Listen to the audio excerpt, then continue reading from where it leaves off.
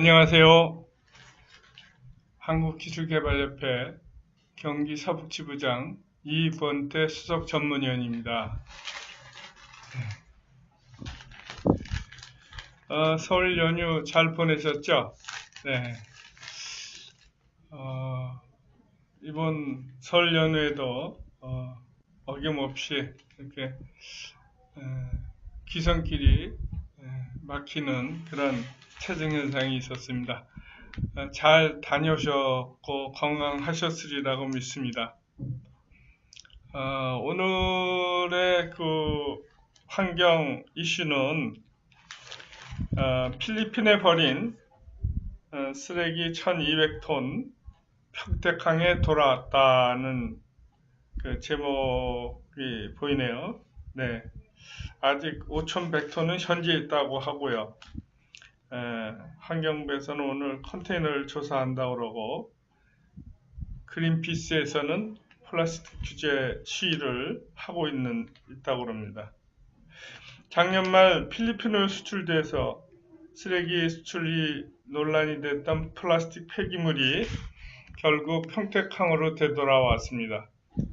환경부는 6일 필리핀에 재활용 용도로 수출됐던 플라스틱 폐기물 1200톤 담은 컨테이너 51개를 선적한 선박 스펙트럼 N호가 지난 3일 새벽 평택항에 입항했다고 밝혔습니다. 지난해 7월과 10월 필리핀으로 수출된 플라스틱 폐기물 6,300톤 중 일부입니다. 나머지는 여전히 필리핀에 있고, 필리핀 정부는 수입한 폐기물 가운데 기저귀, 폐, 의료용품 등 쓰레기가 다량 포함된 것을 발견하고 우리 정부에 반송을 통보했습니다. 환경부는 7일 평택세감과 합동으로 현장 조사를 벌이고 폐기물 불법 수출 방지 대책을 마련해 2월 중에 발표할 계획이라고 밝혔습니다. 하지만 되돌아온 쓰레기 더미 처리는 환경부와 평택시, 수출업체 등의 협의가 늦어져서 6개월 이상 평택항에 남겨질 가능성이 높습니다. 이번 반송도 수출업체가 환경부의 폐기물 반입 명령에 따르지 않아 정부가 대신 진행했고 주업체 비용을 청구할 예정이라고 합니다. 국제환경단체인 그린피스는 지난 3일 평택항에서 환경부가 기업이 제품, 포장재, 용기 등에 제한 없이 소비하는 일회용 플라스틱 양을 규제하라는 내용이 적힌 현수막을 내걸고 시위를 벌였습니다. 그린피스에 따르면 한국은 2015년 기준 연간 플라스틱 소비량이 672만 톤으로 1인당 평균 130kg에 달하고 있습니다. 플라스틱 생산 시설을 갖춘 63개국 중 3위로 미국, 일본보다 많습니다. 국내 일회용 플라스틱 폐기물은 70% 이상이 재활용되지 않고 소각 매립되거나 해외로 수출됩니다. 그린피스 관계자는 환경부는 각 기업의 일회용 플라스틱 소비량을 조사하고 소비 감축 목표, 생산자 책임 확대 등 실효성 있는 정책을 제시해야 한다고 밝혔습니다. 2009년 영국 TV 방송국이 그린피스와 손잡고 폐 TV 속의 위성 추적 장치를 단 후에 경로를 탐사 보도한 적이 있습니다. 햄프셔 리사이클링 센터로 넘겨졌던 폐 TV는 템스강 부두에서 선적돼 나이지리아 라고스로 운반되었습니다. 그렇게 불법 수출된 폐 TV, 폐 컴퓨터 등은 어린이들 손으로 분해돼서 구리, 알루미늄 등은 회수하고 플라스틱 껍데기와 못 쓰는 부품은 태워졌습니다. 그 과정에서 납, 카드뮴, 다이옥신 등 유독물질이 공기 토양 물을 오염시키고 있었습니다. 비슷한 시기에 이탈리아 사법당국이 마피아 단원의 제보를 받고 바다 한가운데에서 폭파 수상된 선박 안에서 유해 폐기물들이 발견됐습니다. 노르웨이에서 몰래 유출한 핵 폐기물까지 들어있었습니다. 당국이 조사해보니 비슷한 방식으로 병원 폐기물, 중금속 등을 실은 선박을 무정부 상태인 소말리아 앞바다에서 가라앉히는 일이 성행하고 있었습니다. 소말리아 주변 바다를 경비하는 연합 해군은 본 척도 하지 않았고 소말리아 해적들만이 자기 나라 바다 더럽힌다고 폐기물 실은 선박들을 쫓아내고 있었습니다.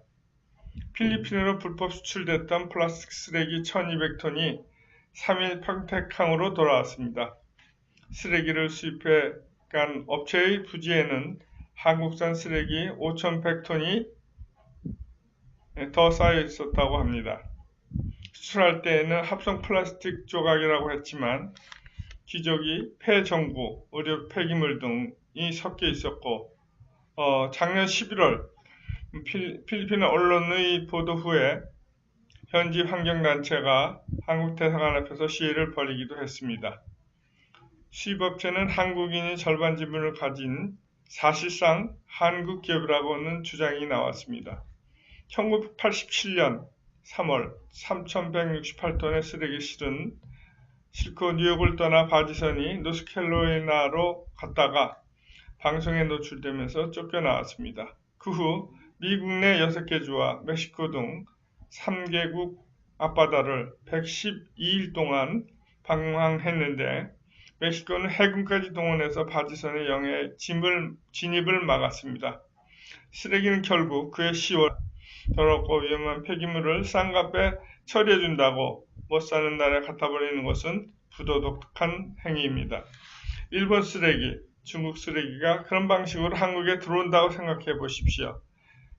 뉴욕의 쓰레기 바지선 유랑 사건은 미국의 쓰레기 정책이 한 단계 도약하는 전환점이 되었습니다.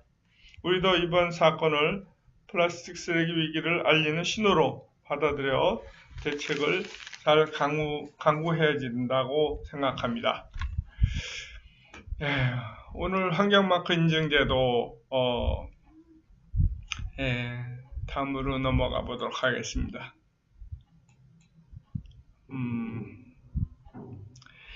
환경마크 제도는 다음과 같은 용도의 환경마크 제도는 같은 용도의 다른 제품에 대해 제품의 환경성을 개선한 후에 그 제품의 로고, 즉 환경마크를 표시함으로써 소비자에게 환경성 개선 정보를 제공하고 소비자의 환경마크 제품 선호에 부응해 기업이 친환경 제품을 개발 생산하도록 유도해서 자발적 환경 개선을 유도하는 자발적 인증 제도입니다. 여기서 제품의 환경성이란 재료와 제품을 제조, 소비, 폐기하는 전 과정에서 오염물질이나 온실가스 등을 배출하는 정도 및 자원과 에너지를 소비하는 정도 등을 환경에 미치는 영향력의 정도라고 말합니다.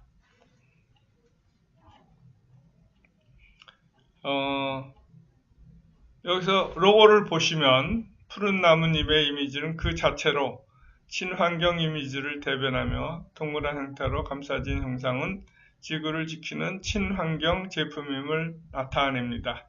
또한 원형의 이미지는 친환경 제품의 가치가 계속적으로 이어져 지속 가능한 사회를 만드는 밑거름이 된다는 것을 나타냅니다. 여기에 통합 로고의 환경성을 강조하기 위해 자연을 대표하는 그린 컬러만으로 간결하게 표현했습니다.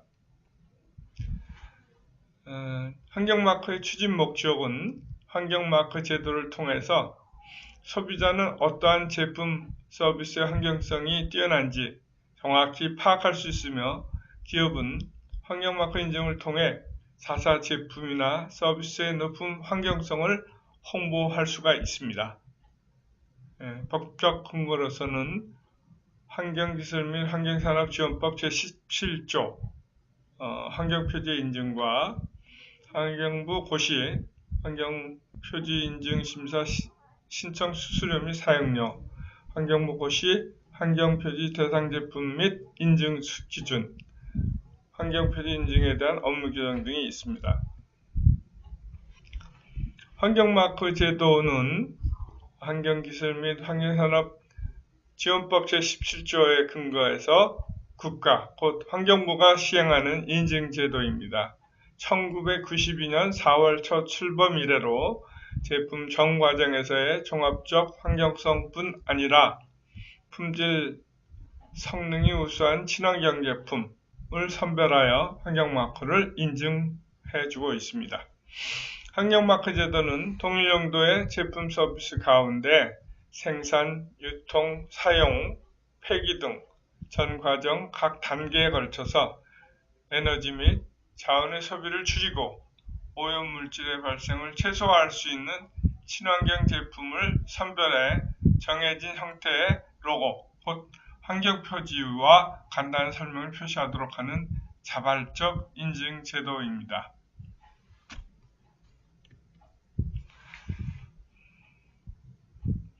환경마크 제도는 동일 용도의 다른 제품에 비하여 환경 오염을 적게 일으키거나 자원을 절약할 수 있는 제품에 대하여 인증을 부여하고 있으며 환경마크 인증 기준이 고시된 제품 서비스에 한하여 환경마크 신청이 가능합니다.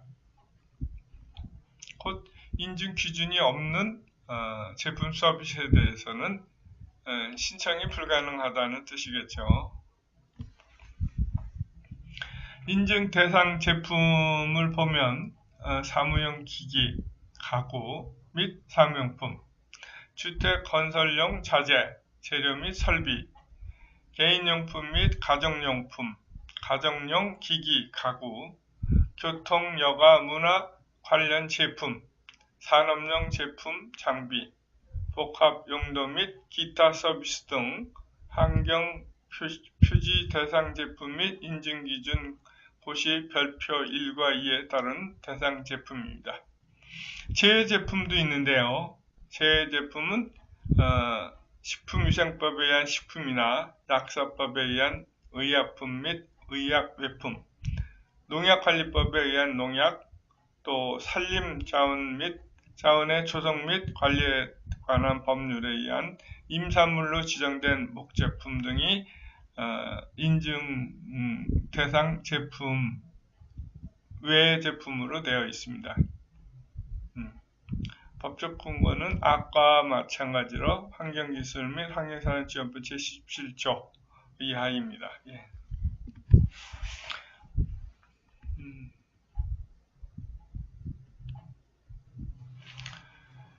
총괄기관과 운영기관은 환경부와 한국환경산업기술원인데요. 환경부 환경기술경제과에서는 환경마크 제도 관련 법규 재개정 등 제도 전반의 총괄 관리를 하고 있고요.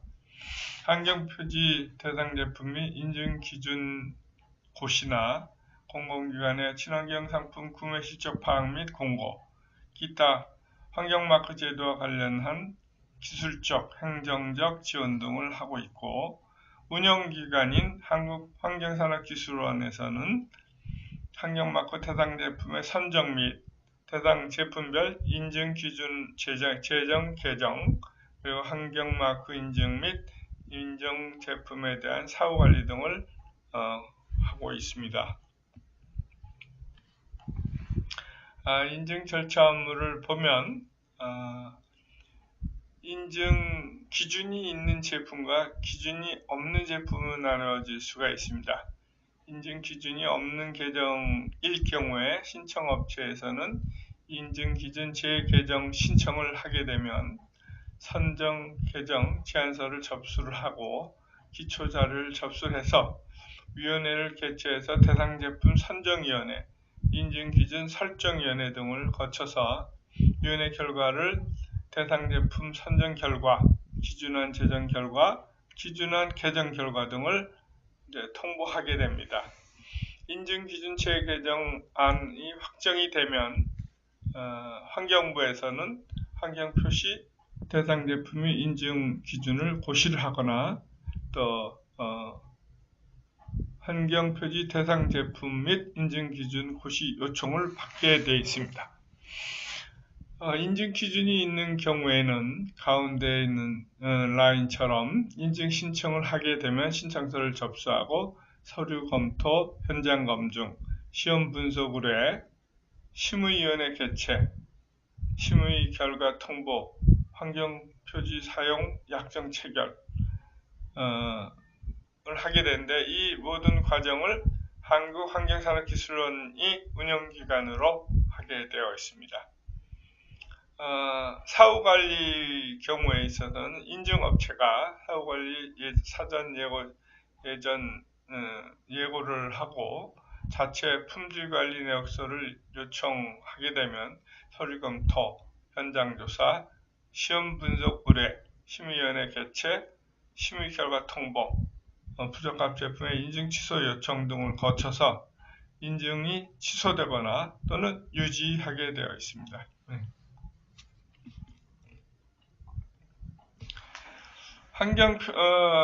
환경표지 인증실 및 환경표준관리실에서 하는 일을 살펴보면 한국환경산업기술원에는 인증평가전략실과 인증일실, 친환경제품관리실, 환경분석평가센터 등이 있는데 인증평가전략실에서는 환경마크 인증기준 재개정의 전반적 업무 수행과 환경마크 인증 기준의 재개정, 환경마크 인증 기준 국제표준 활동 등을 하고요.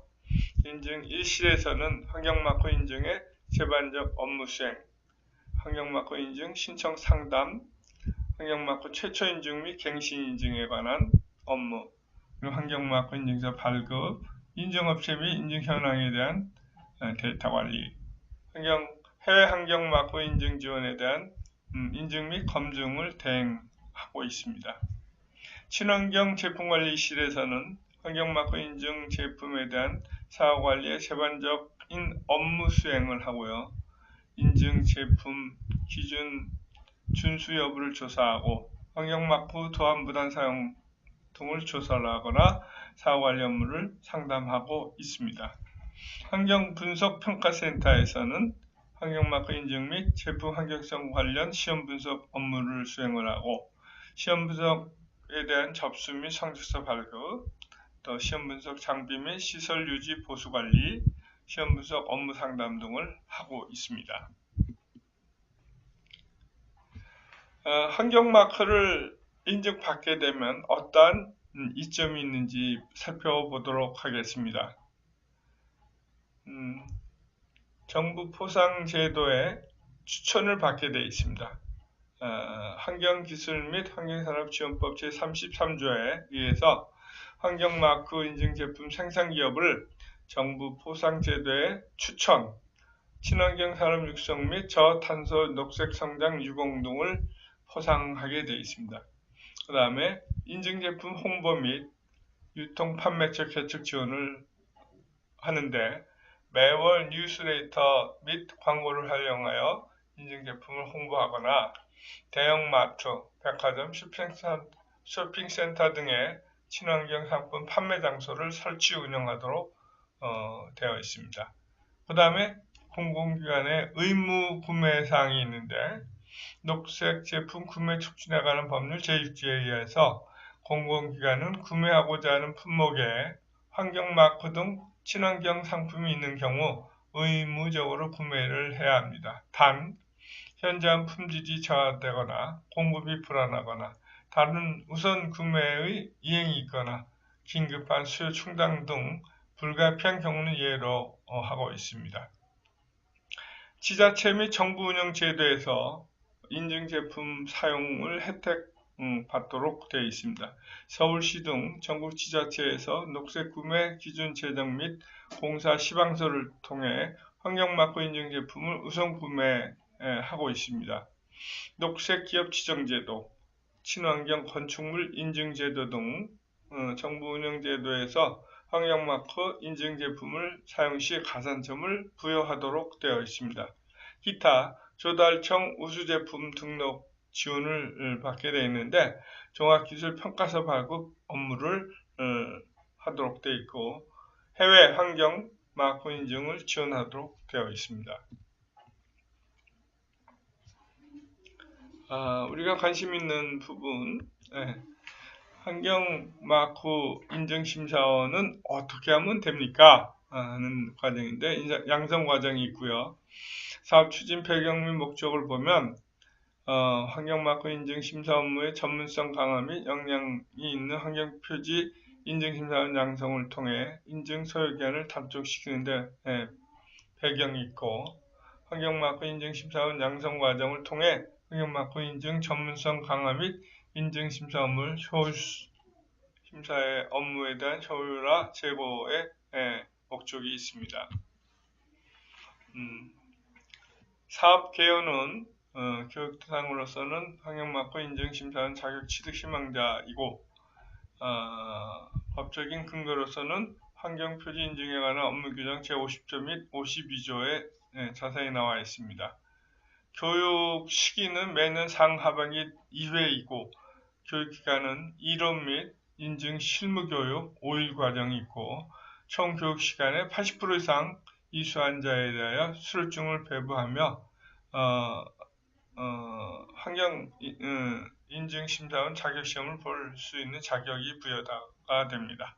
그래서 첫 번째 1차에서는 제품 환경 정책에 대해서, 2일차에는 환경 라벨링 개론에 대해서, 3일차에서는 환경마크 인증 실무에 대해서, 4일차, 5일차도 마찬가지고 6일차에는 인증심사원 자격시험을 치르게 되어 있습니다. 자격시험은 제품 환경 정책, 환경 라벨링 개론, 환경마크 인증 실무 부분에서 100점 만점에 70점 이상을 획득한 경우 합격토록 하고 있습니다. 오늘 환경 라벨링 개론을 일부 이따가 좀 소개를 해드리고자 합니다. 자격심사는 자격시험 합격자를 대상으로 인증심사원 자격기준 적합 여부를 확인하는 과정입니다.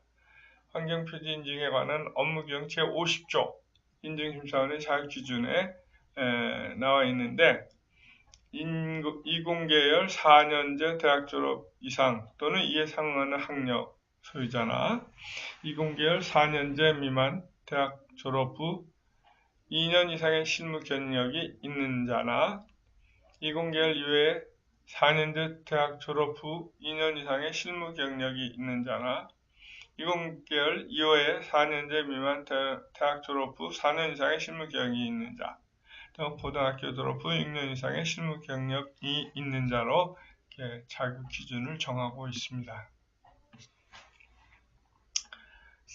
상기 2호에서 4호까지 요구하는 실무 경력이란 기업체나 연구소, 단체 등에서 다음 각 호 어느 하나에 해당하는 분야에 실제로 근무한 기간을 얘기를 하는데, 첫 번째, 친환경 제품 개발, 생산 및 평가 분야. 두 번째, 제품 환경 규제 대응 및 친환경 제품 보급 확산 관련 분야. 세 번째, 환경 분야 인증 관련 분야.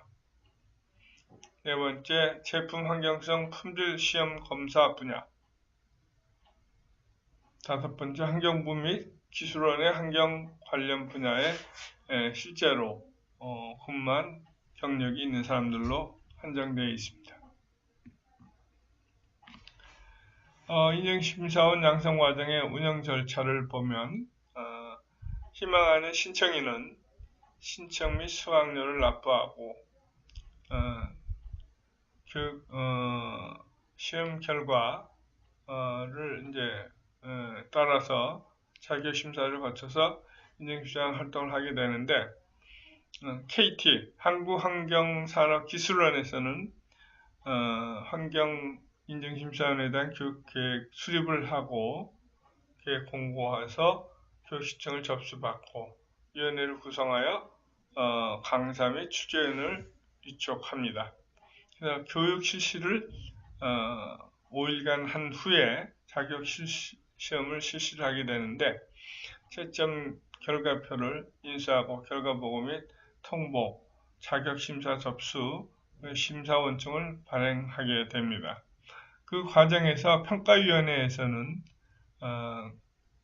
출제위원들이 시험 문제를 위원장에게 제출하게 되면 위원장은 문제 은행을 구성하여 위원회를 소집하고 시험 문제 출제를 하게 됩니다. 총 70문제가 출제가 되는데 시험 문제가 이제 기술원장 및 자격시험 2일 전에 이게 제출되면 자격시험이 실시가 되고 문제 답안지를 인수해서 채점 결과표에 대한 날인, 작성 날인, 또 자격심사를 기획하고 수립해서 자격심사를 평가위원장이 주도하에 심사를 하게 됩니다.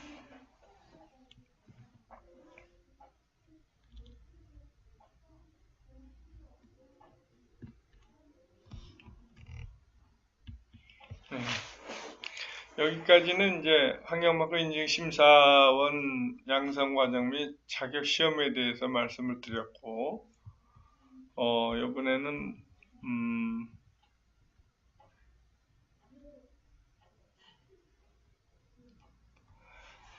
환경마커를 취득하고자 하는 기업의 입장에서 말씀을 드려보도록 하겠습니다.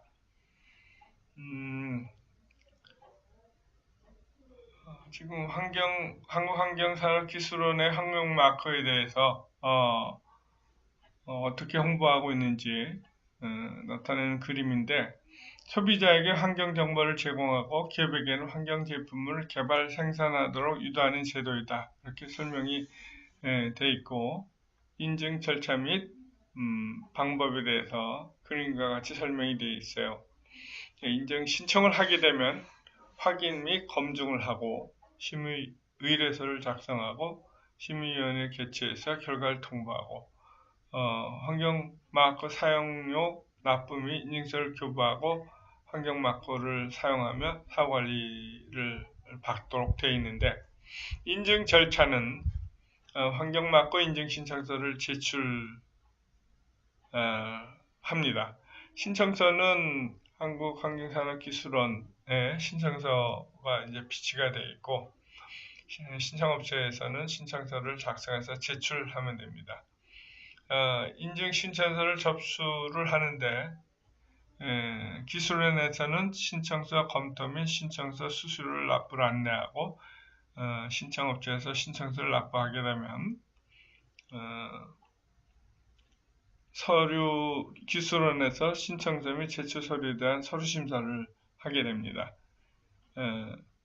그리고 현장 심사 일정을 통보해주고 현장 심사 일정 및 심사원 배정에 대해서 안내를 하게 되죠.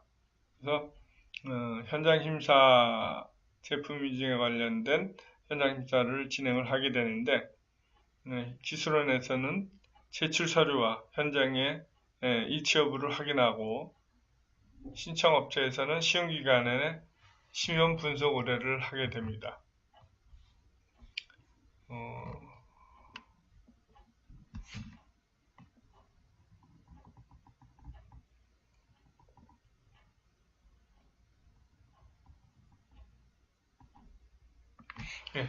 현장 심사에서는 기술원이 제출 서류와 현장 일치 여부를 확인하고 증빙 자료 취합 및 보완 자료를 요청하게 됩니다. 또 시험 성적서를 수령을 하게 되는데, 제품 인증과 관련하여 시험기관에서는 시험 성적서를 발송하고 기술원에서는 성적서 수령 및 자료를 검토하게 되어 있습니다. 여기서 이제 시험기관에서는 시험 성적서를 발송하는 일을 하게 되는데, 그 전에 이미 현장 심사 시에 시료 채취를 해서 봉인을 해서 시험기관에 보낸 것이 생략이 되어 있죠. 그 다음에 이제 심의자료를 작성을 하게 됩니다. 기술원에서는 증빙 자료 취합 및 보완자를 요청을 하게 되고, 인증심의위원회를 개최해서 인증 기준의 적합 여부를 판정하게 되죠. 인증심의 결과 통보를 하고 사용료를 안내하게 되어 있습니다. 인증서를 온라인으로 출력하여 교부를 하고, 신청업체에서는 사용료를 납부하며 기술원에서는 환경표지 인증서를 교부하도록 되어 있습니다. 환경마크는 이제 신청업체에서 도안에 대한 사용 규정에 따라 환경마크를 사용을 하게 되면 되게 되어 있습니다.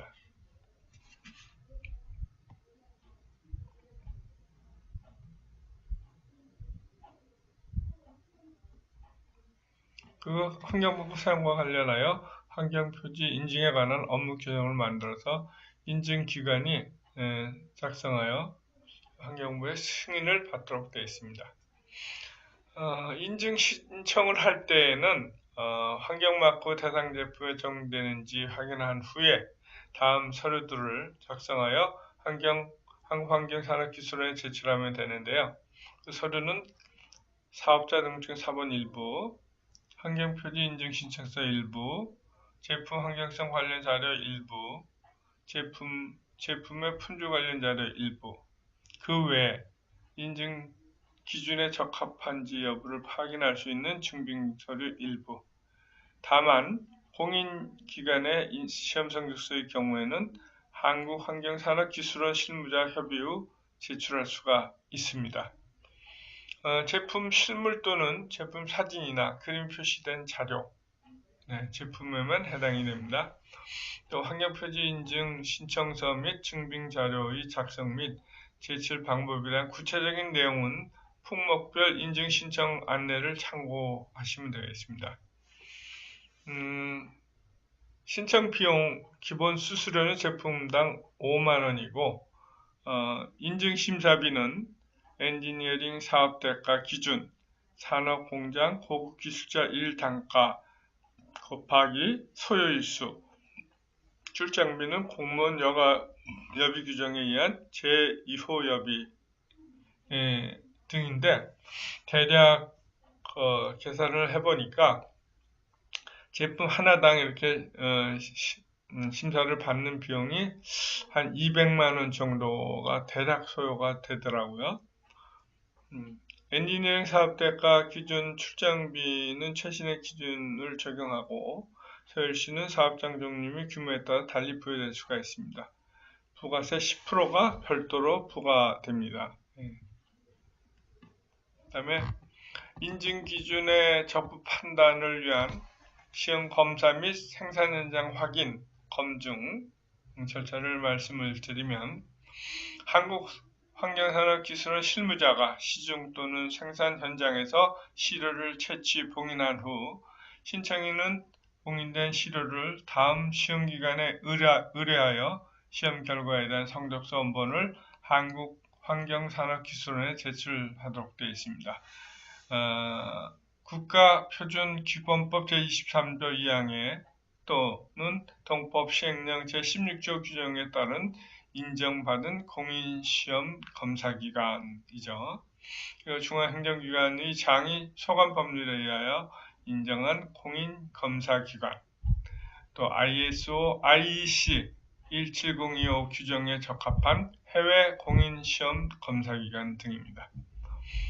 심의의뢰서 작성은 제출 서류와 현장 심사 확인 사항 등을 토대로 심의위원회 상정 보고서, 곧 심의의뢰서를 작성합니다. 필요시 보완 자료를 신청업체에 요청할 수가 있습니다. 인증 심의의뢰서 주요 내용을 보면 환경부 장관이 고시한 대상 제품에 해당하는지 여부, 환경부 장관이 고시한 인증 기준의 적합 여부, 기타 신청 제품의 환경성 및 품질에 대한 지속적 유지 가능성 등을 심의하도록 되어 있습니다. 심의위원회 개최는 신청 접수일로부터 30일 이내 자료 보완 기간은 산입하지 않습니다. 전문가 7인으로 구성된 환경표지 인증심의위원회를 개최하여 신청 제품에 대한 환경표지 사용 인증 여부를 결정합니다. 신청 제품에 대한 환경표지 사용 인증은 한국환경산업기술원에서 작성한 심의의뢰서 및 각종 관련 증빙 서류 등을 검토 확인하여 심의위원회 위원 전원의 찬성으로 결정합니다.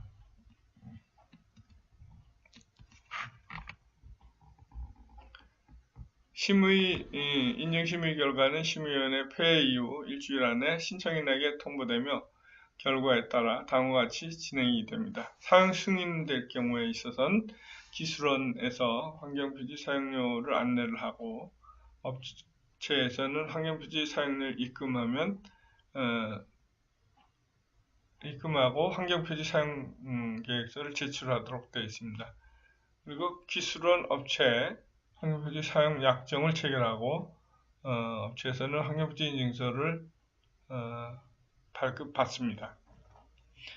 부결이 되실 때에는 결과 및 부적합 사항을 통보를 하게 되어 있고 부적합 사항에 대한 개선 후 재신청이 가능하도록 되어 있습니다.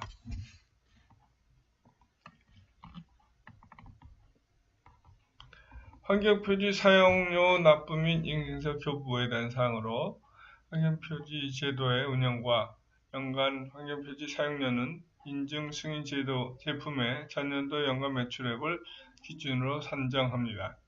단 전년도 판매 기한이 1년이 되지 않을 경우 전년도 매출액을 기준으로 1년 예상 매출액을 적용합니다. 환경표지 제도에서는 중소기업의 인증 수수료 부담을 줄이기 위하여 업체 총 매출 기준으로 5억 미만의 사업자에 대해서는 연간 사용료의 90%를 경감 징수하고 10억 미만의 사업자에 대해서는 70% 경감, 20억 미만의 사업자에서는 50% 경감, 30억 미만의 사업자에게는 30% 경감 징수하도록 되어 있습니다. 사용료는 인증기간 2년 기준으로 부여되며 사용료가 200만원 이상인 경우 2회 분할 납부가 가능합니다. 부가가치세 10%가 별도로 부과가 됩니다. 말씀드린 바와 같이 표에 잘 나타나 있습니다. 그래서 10억 미만의 연간 매출의 경우에는 연간 사용료는 100만원, 10억에서 50억 미만은 200만원, 50억에서 100억 원 미만은 300만원, 100원에서 500억 미만은 400만원, 500억 이상 1000억 미만은 500만원, 1000억 이상 2000억 미만의 기업은 700만원, 2000억 이상 3000억 미만은 이 업체는 900만원, 3000억 이상은 1100만원 등으로 이렇게 표시가 되어 있습니다. 환경표지 사용계획서를 기술원으로 제출하면 기술원과 환경표지 사용약정을 체결하되 환경표지 인증서가 발급됩니다. 영문인증서의 발급도 가능하고 필요한 경우 요청하시면 됩니다. 환경표지 인증신청서 및 증빙자료 작성 및 제출 방법에 대해서는 구체적인 내용은 품목별 인증신청 안내를 참고하시면 되겠습니다.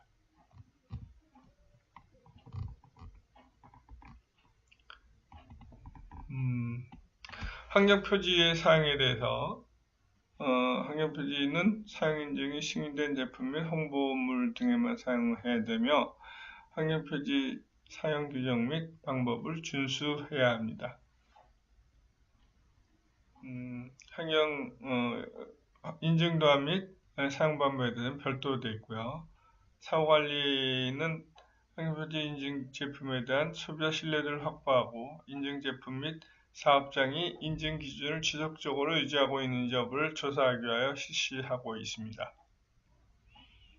사후관리는 관리 등급 분류에 따라 조사가 필요한 업체를 대상으로 선정하고 연 1회 사전 예고를 실시한 후 실시하게 됩니다. 여기까지 이제 기업 입장에서의 인증 취득하는 방법에 대해서 말씀을 드렸습니다. 지난번에는 환경마크 인증심사 시험 문제에 대해서 좀 말씀드렸는데 오늘은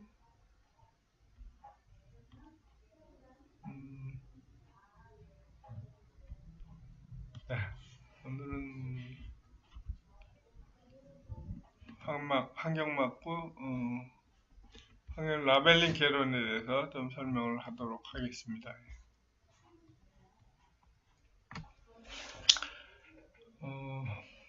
이것이 아니고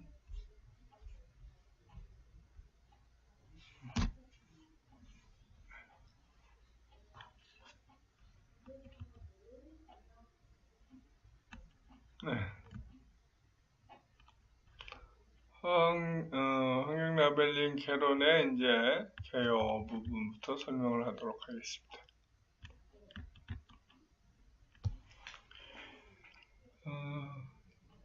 친환경이라는 이제 용어가 등장을 하는데요. 친환경이라면 환경 또는 생태계의 부정적 영향을 최소화하거나 어떠한 해로움 없이 조화를 이루도록 환경을 배려하는 것이다. 이렇게 정의하고 있고요. 친환경 제품이라면 친환경 정의에 따라 환경 및 사용자가 쉽게 서로 어울릴 수 있는 제품을 친환경 제품이라고 합니다.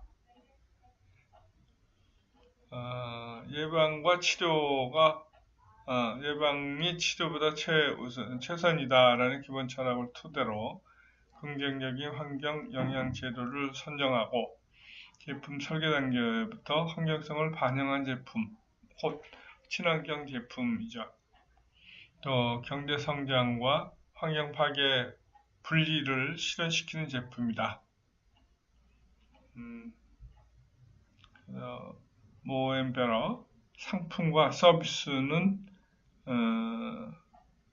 더 잘 만들고 또 위드레스 자원 사용 및 환경 파괴, 폐기 및 오염 등에 관한 영향은 줄이고 이런 것이 이제 환경 친환 제품 총량이 증가 중이다. 세계에서 생산되는 제품은 인구 증가와 비례해서 계속적으로 증가해 왔습니다. 다양한 제품과 서비스가 증가 중에 있고 지속적으로 새로운 유형의 제품이 탄생하고 있습니다. 제품이 전 세계 교육화로 지금 교육화되고 있고 제품이 복합화되어 있고 제품이 완벽하게 설계될 수는 있지만 부적절한 사용과 폐기는 상당한 환경영향 원인으로 작용되고 있습니다.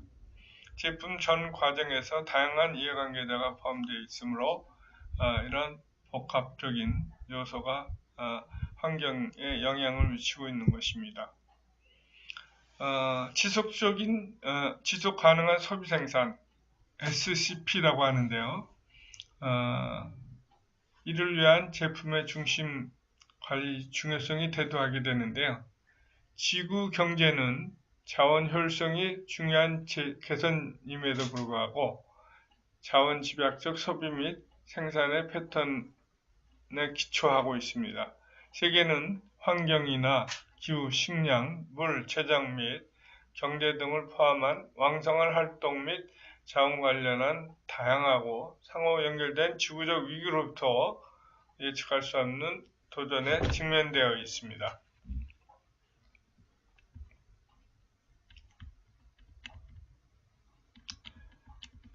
여기 그림에서와 보시면 알겠지만 SCP 구현의 강력한 시장 도구로서 환경 라벨링 활용이 이제 확대되고 있는 모습입니다. 여기서 보면 환경 라벨링은 곧 환경 표지이고 환경 마커이고 친환경 제품이다 라고 되어 있습니다. 제품의 자원 에너지 사용, 환경오염 배출, 인체 생태계의 유해 영향 등 환경과 관련된 정보를 소비자에게 전달함으로써 동일 용도의 타 제품에 비해 상대적으로 환경성이 우수한 제품, 곧 친환경 제품 사용을 촉진하기 위하여 제품의 표시, 문구, 도안 등을 부착하는 것을 의미합니다. 그래서 이런 것들을 통하여 친환경 제품 생산 기업을 도와주고 또 그린 소비자를 양성해서 친환경 제품 시장을 확대하여 지속 가능한 소비 생산 구현을 통한 환경 개선을 모색하는 것이 목적이라 할 수 있습니다.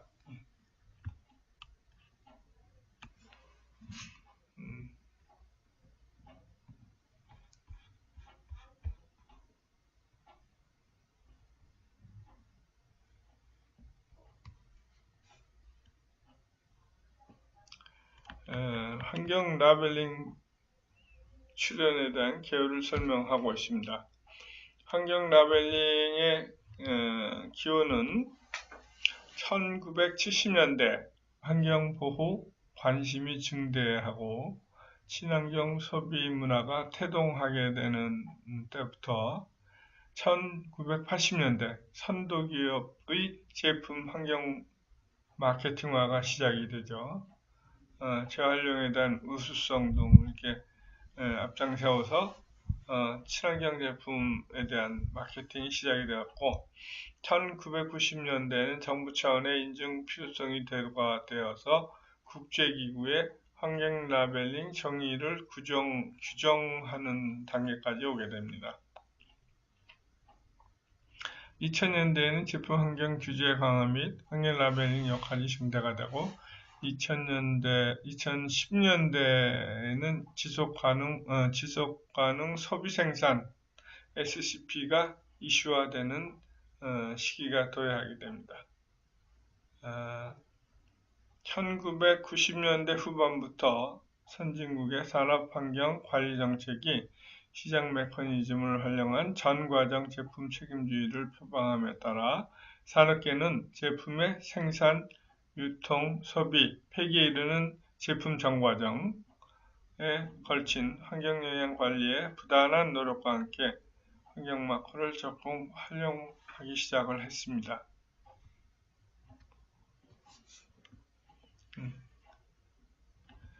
정의와 유형 분류를 보면 다음과 같은데요.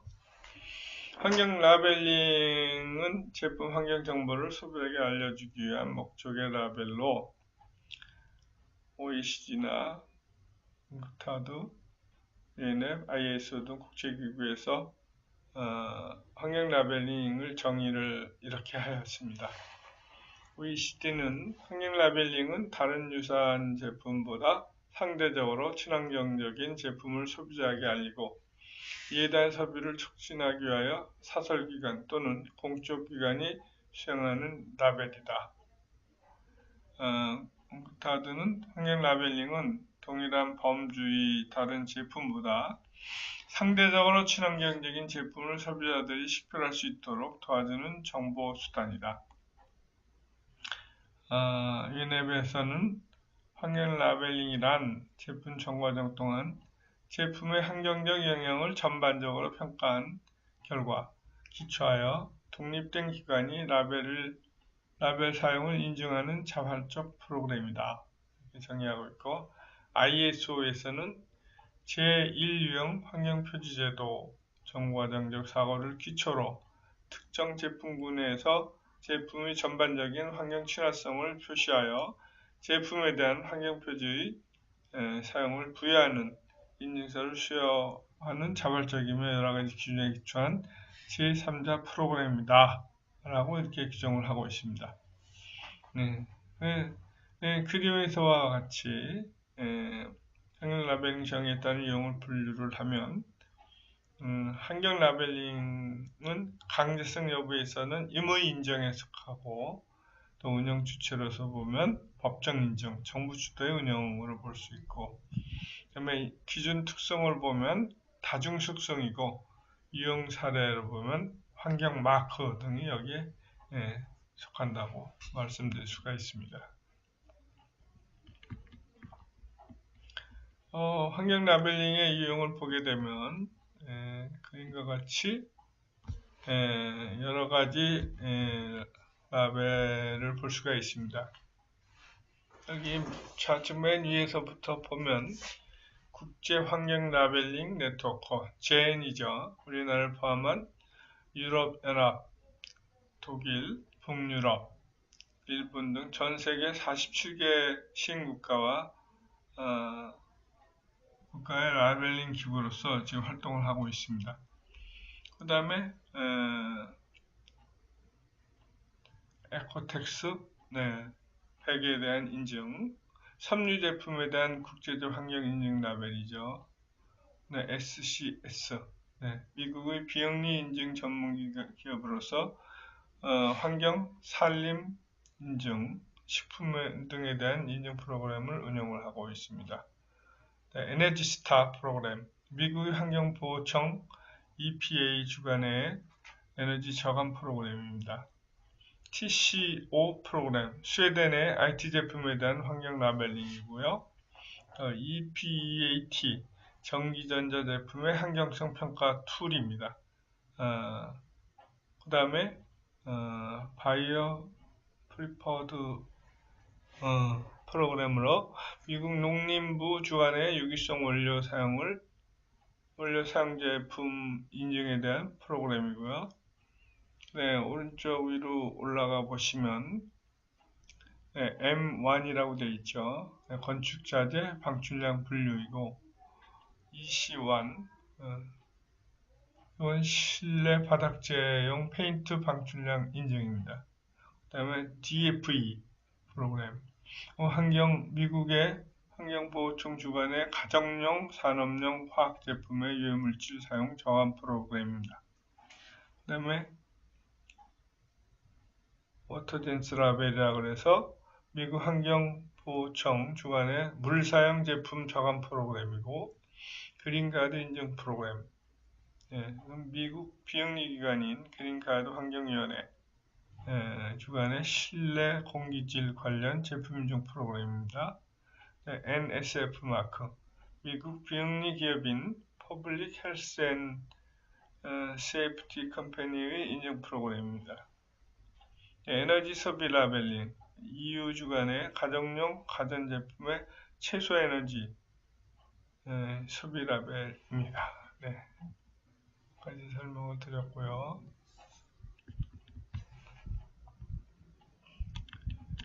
ISO에서는 환경 라벨링을 어떻게 분류하고 있는가에 대해서 좀 설명을 드리고자 합니다.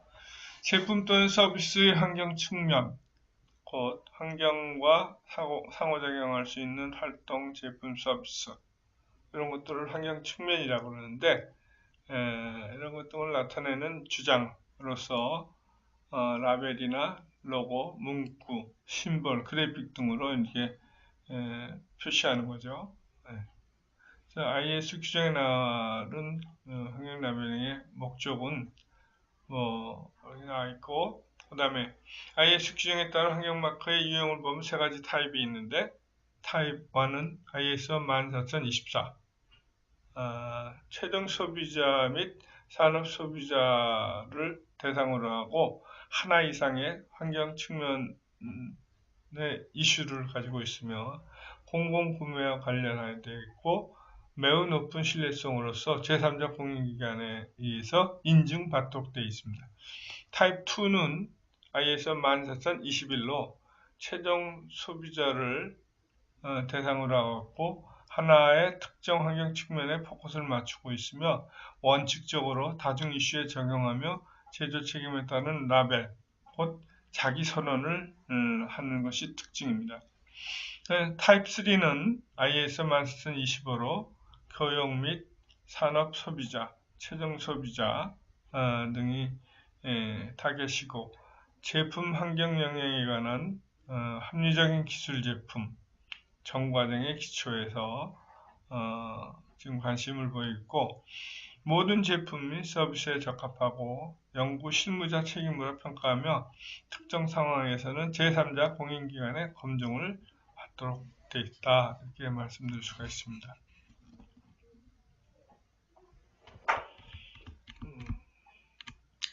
환경 라벨링의 기능을 보도록 하겠습니다. 환경 분야인 검증은 공정설비 제품의 환경적, 기술적 우수성 정보를 소비자에게 알리는 수단이며 이를 통해 환경기술 적용 공정설비 제품의 공공인식을 증대시킬 수가 있다고 합니다. 대기업으로 보면 공정설비 제품의 환경성 및 기술 수준을 자발적으로 개선하기 위한 유인책이고요. 또 대소비자로 보면 공정설비 제품의 환경적, 기술적 우수성을 담보로 해서 소비를 유도를 하는 것이죠. 대정부를 보면 인검증제도 활성화를 통한 환경정책 유도, 환경정책 목표의 효과적 달성을 위한 것이고 또 기술 경쟁력 확보 측면을 보면 환경기술, 친환경 기술이 적용된 공정설비 제품의 환경적 기술적 경쟁력을 확보하여 국내에 입증하는 수단으로서 활용하고 있다 이런 얘기입니다. 여기 그림에서 보면 일반 기업이 있고 곧 제조업으로서 1, 2차 산업에 해당하는 제조업, 또 3차 산업에 해당하는 서비스업, 일반 기업이고 그다음에 환경산업체, 환경시설을 갖추고 처리, 예방, 복원하는 업을 하는 환경산업체, 환경보전, 관리를 위한 시설, 재료, 서비스를 제공하는 환경산업체가 있고요. 이 등등이 공정설비 제품의 환경적, 기술적 우수성 정보를 소비자인 일반 소비자나 공공소비자, 기업 소비자에게 알려주는 역할을 하는 것이 환경 라벨링의 기능이다 라고 말씀드릴 수가 있습니다. 그 과정에서 이제 로고나 이런 인증 마크 등을 통해서 소비자에게 정보를 알려주는 거죠.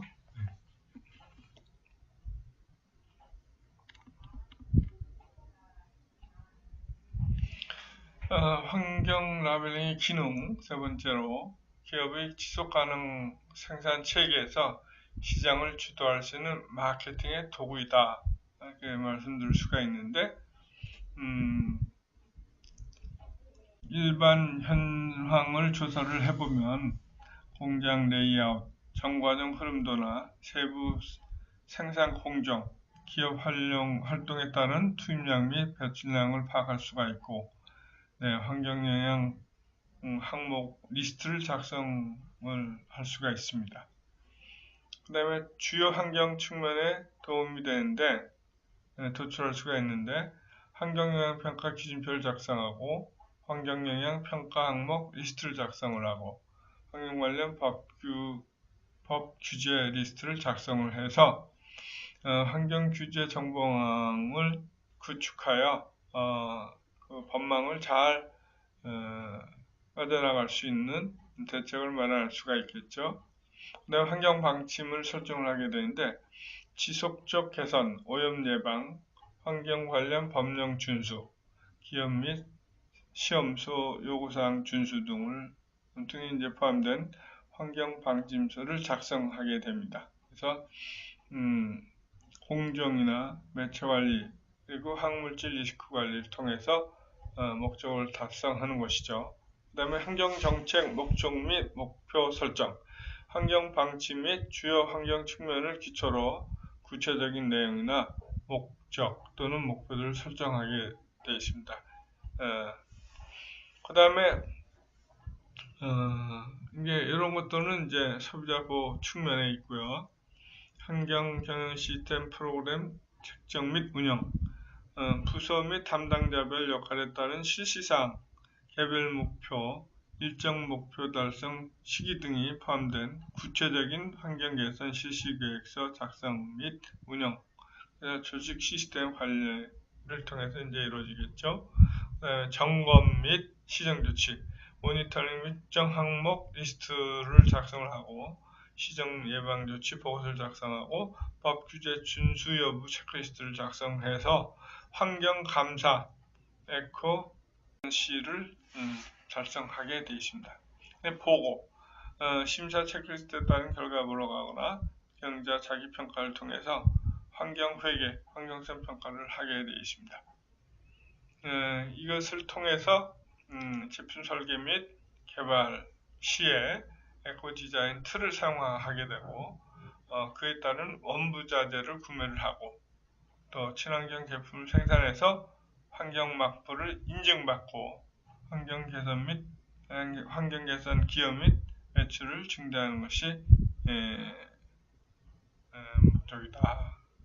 환경 라벨링의 기능이다. 이렇게 할 수가 있습니다.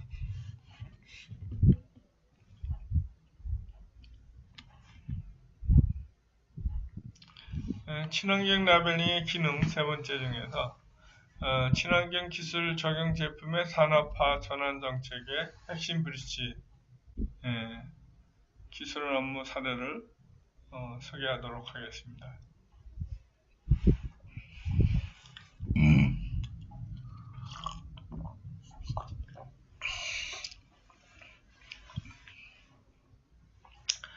아까 그림에서도 설명을 좀 드렸었는데 KT, 한국환경산업기술원은 일반 기업, 즉 제조업과 서비스업이 있고 환경산업체, 환경시설, 처리 예방 보건업을 하는 환경산업체와 환경보존 관리를 위한 시설 재료 서비스 제공업이 있는데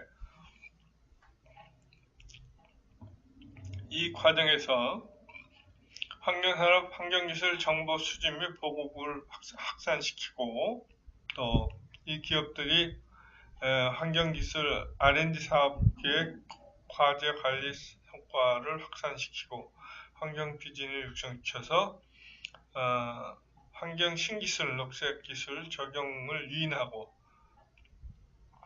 친환경 제품 생산을 유인해서 녹색 제품 소비 생산을 촉진시키고 기업의 녹색 경영 촉진 및 녹색 금융을 지원을 하고 녹색 소비 문화를 확산시켜서 환경 보존 및 지속 가능한 소비 생산 SCP 사회를 실현하는 것이 목적이다라고 할 수가 있습니다.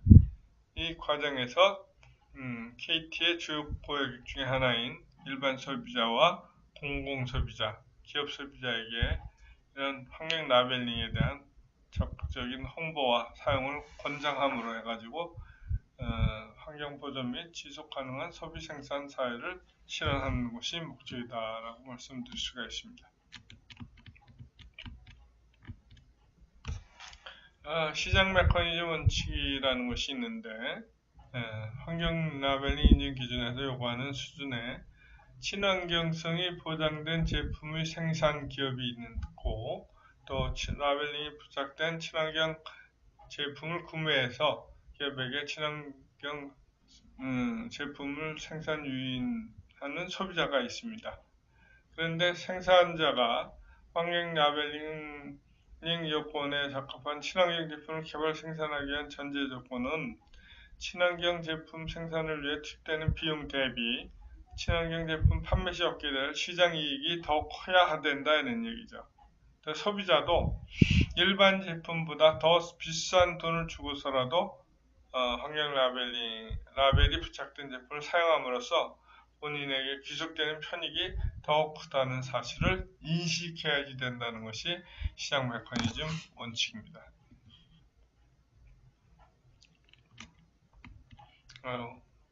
요거는 이제 시장 메커니즘 원칙을 그림으로 나타낸 것이고요. 이 그림은 환경 라벨링 사용되고 있는 라벨링 국제 현황이라고 말씀드릴 수가 있는데 ISO 14024에 기반한 환경 라벨링 주요 시행국 현황입니다. 네, 여기서 가만히 보면 1989년 눈에 띄네요. 그리고 그보다 앞선 1978년 독일의 블루엔젤이 1978년 시행을 했는데 89개 대상 제품으로서 했고 그 다음에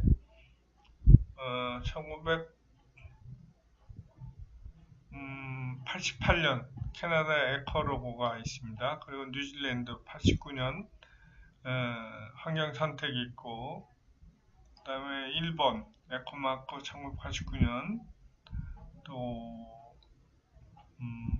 그 다음에 이제 89년에 또 하나 있네요. 북유럽 5개국 노르딕 스완이라는 게 있네요. 그 다음에 92년 우리나라 환경 마크 1992년 시행됐습니다. 그 다음에 중국 93년, 미국 92년, 브라질 92년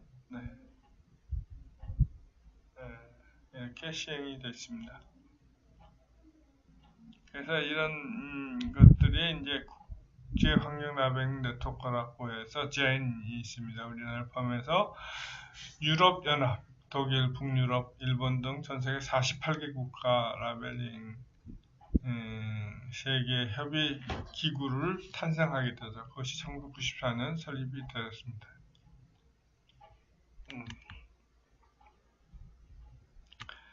그 다음에 이제 다자간 상호 인정 협정이라고 해서 MLA, One Time Annual, 1994년 4년 창설된 쟤는 초창기 에코라벨링 운영기관 간의 정보 교류 및 협력 활동을 지원하기 위해서 포럼 형태로 운영되었습니다.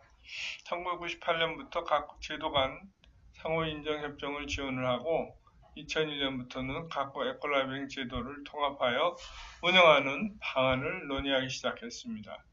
에코라벨링 제도의 통합 운영에 대한 개념은 2001년 젠 총회에서 당시 의장국이었던 캐나다에 처음 제기되었습니다. 2001년도 젠 총회에서 처음 제기된 국제통합 에코라벨링 시스템 개념과 운영 방안은 사무국과 회원기관에서 추가 검토하는 절차를 거쳐서 2003년 젠 정기총회에서 회원기관 투표로 도입하기로 의결을 모았습니다. 그래서 제니시스 접근 방법은 다음과 같은 5단계로 분류되어 있는데 회원기관, 첫 번째 회원기관 간 정보 공유 및 신뢰 구축, 두 번째 회원기관 간 자발적 상호 인정 협정 가속화, 세 번째 젠 차원의 기관 인정 체계 도입, 네 번째 국제 공통 인증 기준 개발 및 적용, 다섯 번째 국제 공통 로고 개발 및 사용 등이 있습니다.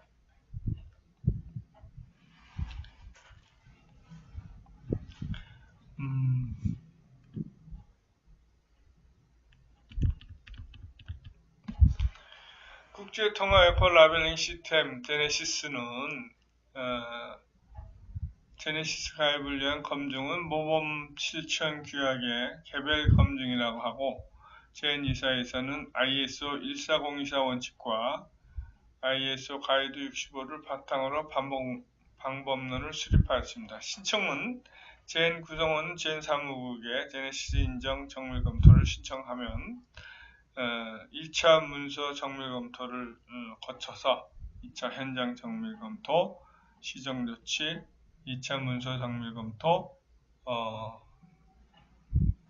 통과하게 되면 제네시스 인증서를 수여를 하게 됩니다.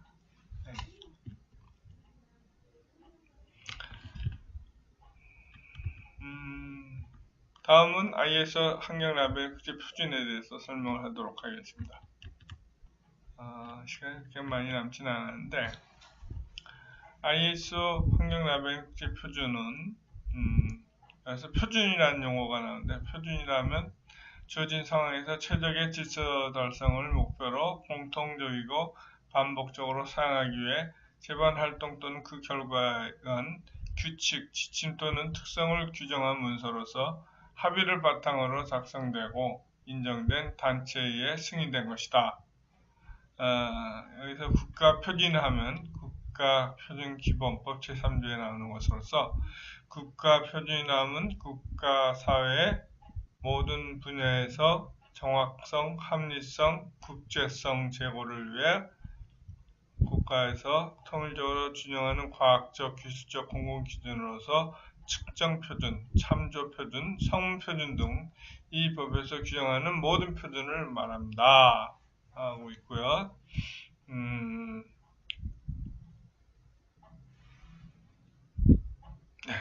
그래서 표준의 개념은 표준화라는 용어가 있습니다.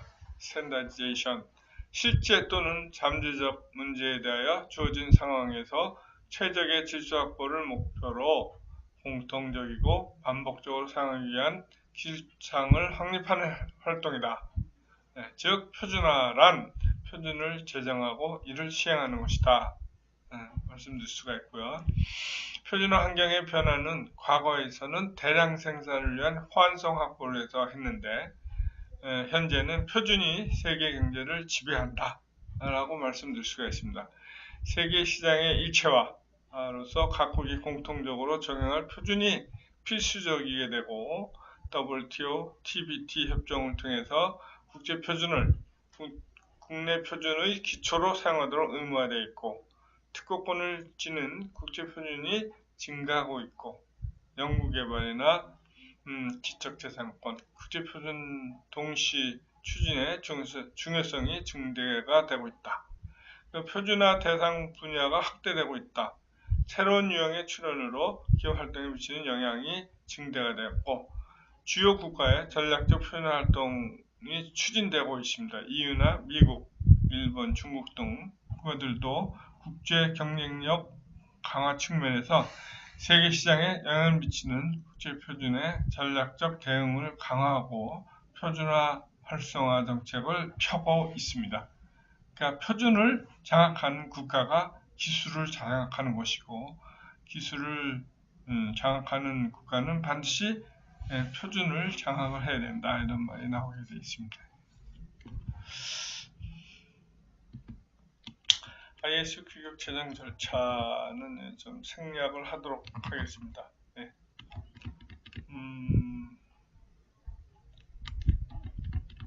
이 환경 레벨링 표준화, 이 부분은 이제 91년 환경보호를 위한 국제적 공동 대응 필요성 제기 및 국제적으로 표준화된 환경 경영 시스템 발전을 도모하기 위해 유엔 환경개발위원회 UNEP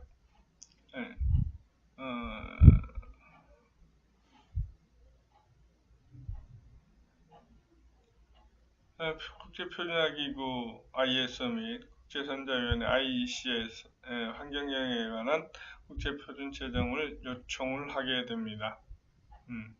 유엔 환경개발위원회에서 국제표준화기구와 국제선자위원회의 환경경영에 관한 국제표준 제정을 요청을 하게 되죠. 그래서 93년 ISO IEC는 기술위원회 테크니컬 커미트 207을 설립하고 그 밑에 7개 소위원회 SC 서브 커미트를 두어 지속적으로 ISO 14000 시리즈로 불리는 환경경영 표준을 마련하게 됩니다. 표준의 SC1에서는 소위원회 SC1에서는 환경경 시스템, SC2에서는 환경심사 및 환경 관련 환경조사, SC3에서는 환경 라벨링, SC4에서는 환경 성과 평가, SC5에서는 정과장 평가, SC6에서는 용어 정의 및 커뮤니케이션, SC7에서는 지구 온난화 가스 관리 및 관련 활동 등을 이제 표준을 마련하게 되죠. 그래서 ISO TC207 SC3에서 환경 라벨링에 대한 규격 제정 작업을 담당해서 현재까지 4건의 환경 라벨링 관련 규격이 제정이 되게 됩니다. 그것이 ISO 14020-2000은 ISO 14021 1999, ISO 14024 1999, ISO 14025 2006년. 그래서 4개의 표준을 마련을 하게 돼서 첫 번째 ISO 14020에서는 환경 라벨링 선언 일반 원칙과 1401에서는 환경 라벨링 선언, 자기 선언 환경 주장에 대해서 14024에서는 환경 라벨링 선언 제1유형 환경 라벨링 원칙과 절차, 14025에서는 환경 라벨링 선언 제3유형 환경 선언 원칙과 절차를 만들게 되었습니다.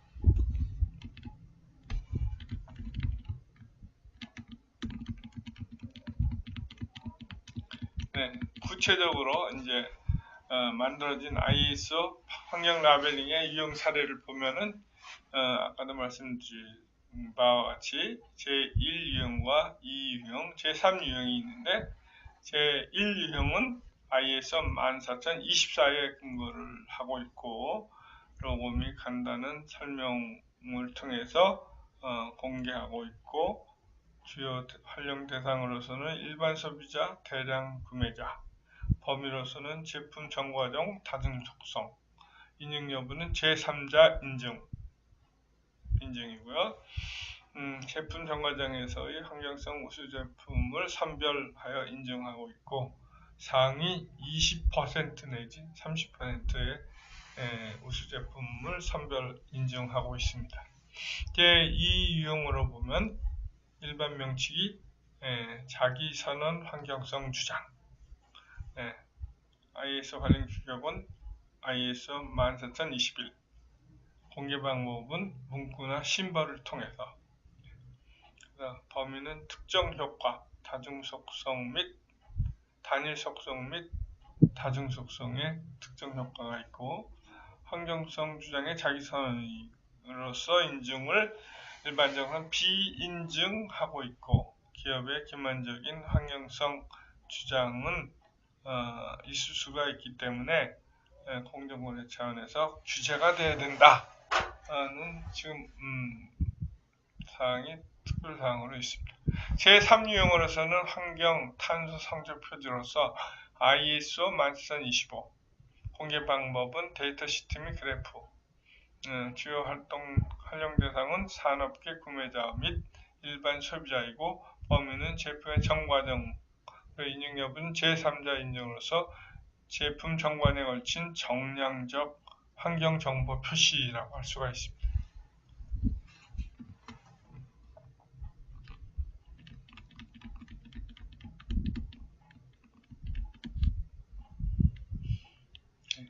환경 라벨링과 국제 규제에 대해서 말씀을 드리도록 하겠습니다. 그린보호주의라고 해서 국가안보, 기만적 관행 방지, 인간 건강 또는 동물 및 식물 생명 또는 건강 환경 등의 보호를 위한 규제는 허용하되 법 목적을 달성하는 데 필요한 최소한의 규제만 하도록 규정하자는 것이 그린보호주의입니다. 그래서 특정 생산 요소로 차별화된 라벨링, 특정 인증 마크 획득 의무화 등이 이제 그린보호주의의 발상인데, 그린보호주의가 국제환경협약을 통해서 국가 또는 지역 환경 규제 또 국제환경 규제로서 그린무역 시대로 도입하게 되는 것인데, 여기서 국제환경 규제는 국제협약 또는 자국의 환경보호 목적으로 달성하기 위해 제정한 최소한의 법령, 이런 것 등등이죠.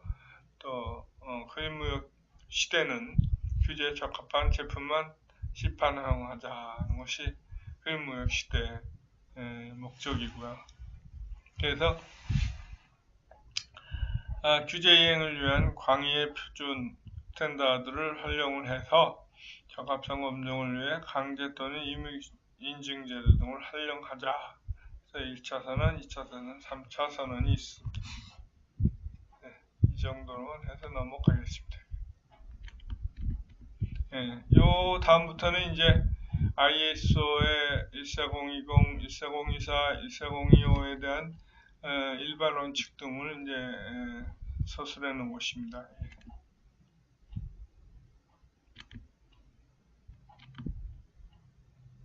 이제 구체적으로 설명을 한 것이고,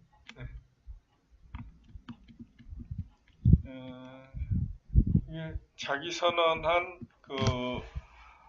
대표적인 로고들을 나열해 놓은 것인데, 샤프, 소니, 후지, 제록스, 후지 제록스, 이렇게 산요, 이렇게 유명한 상표 및 자기 선언의 로고들이 이렇게 보여집니다.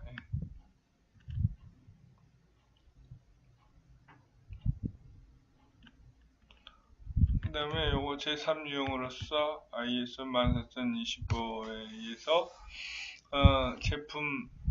재료 제품 환경성 정보를 정량화해 표시함으로써 소비자의 차별 구매 유도를 하는 것인데, 예로서 이렇게 나와 있죠. CO2라고 되어 있고 거기에 459g 000g 이런 것이 이제 표시가 되는 것인데, 일상생활용품이나 가정용 전기기기, 서비스 등 모든 제품의 온실가스 발생량을 CO2 발생량으로 환산하여 라벨 형태로 제품에 부착하는 것입니다. 그래서 우리 제품은 온실가스 CO2를 몇 그램 발생하는 제품이다 라는 것을, 그런 정보를 주는 것이죠, 소비자에게. 그래서 그것이 이제 탄소 성적 표지이고, 환경 성적 표지는 자원의 소모나 지구 온난화, 오존층의 영향, 산소와 부영향화, 광화학화, 산화물 생성 등 6가지 환경 영향에 대한 정보를 제공하는 것입니다. 그래서 우리나라는 환경 성적, 그래서 지금 옆에 6가지 영향 등에 대해서 정보를 제공하도록 되어 있죠. 네.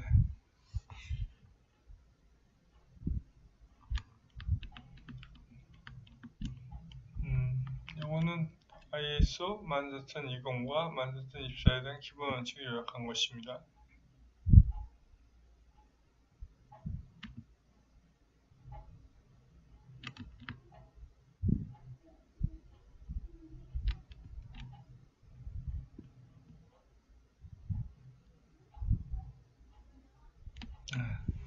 이렇게 설명을 해도 환경 라벨링에 대한 개요를 전반밖에 못했습니다. 네. 그 다음에는 이제 환경 라벨링 인증 제도라는 것이 이제 설명이 되어야 되는데, 환경 라벨링 인증은 제품 및 서비스 환경 속성에 대한 인증으로서, 인증이란 제품 서비스 공정 시스템에 관련 규정의 요건에 적합함을 제3자가 정해진 절차에 따라 평가하고 이를 보증하는 것이다.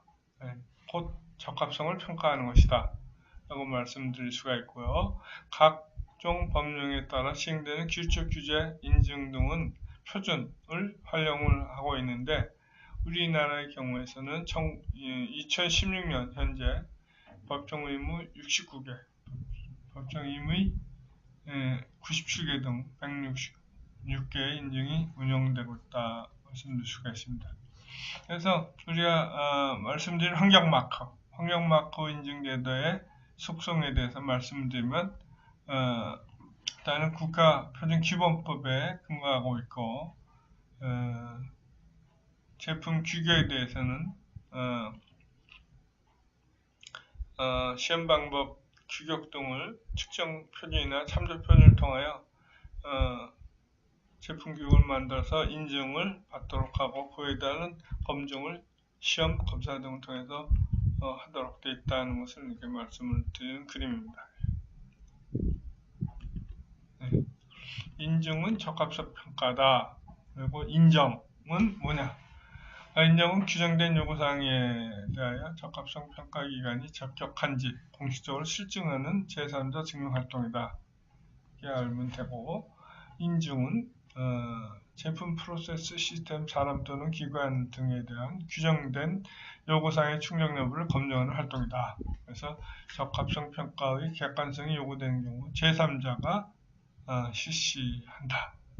예로서는 시험, 검사, 제품 인증, 경영 시스템 인증, 자격 인증 등이 있다. 네, 말씀드릴 수 있습니다. 네, 여기까지 이제 하면 되겠는데요. 네. 여기 환경 라벨링인데도 인증 개념이 있고, 네. 여기에 이제 법정 임의 인증 중에는 ISO 9001, 품질 경쟁력 우수기업에게 주는 ISO 9001이 있고, 녹색기업 환경 친화기업에 주는 ISO 14000이 있고, 보건위생과 관련된 해썹이 있고, 민간 인증으로서는 법적 기반이 없으며 자발적 인증으로서 오사스 18000, 이건 안전에 관한 인증이고요. 보건위생, 식품위생에 관해서 ISO 22000이 있고, 그 다음에 법정 강제 인증의 정수기의 물마크, 계량기 검사 등 있고, 환경 쪽에는 제작 자동차의 배출가스, 환경 측정기기 뭐 이런 등이 있고 법정 인증, 임의 인증에는 법정 기반이 있으며 자발적 인증으로서 KS 마크 있고 우수 재활용 제품이 있고 GR 마크죠. 그 다음에 부품 소재 신뢰성 인증으로서 R 마크가 있고 중소기업 우수 제품으로서 GQ 마크가 있고 민간 인증으로서 Q 마크 3개 공인 시험기관에서 해주는 Q 마크 또 시험연구 건설자재 시험연구원에서 하는 건 마크 또 표준협회사는 어떤 상품 인정 뭐 이런 것들이 있고 공기청정협회에서 HB 마크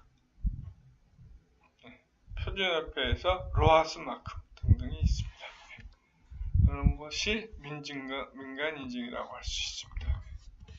네, 여기까지 해야 되겠는데 자, 지금 대화방이 개설이 됐는데 질문이 있으시면 질문을 하시고 없으시면은 이것에서 오늘 환경마커 인증제도에 대한 세미나를 마치도록 하겠습니다. 건강하시고 즐거운 주말이 되시길 바랍니다. 감사합니다.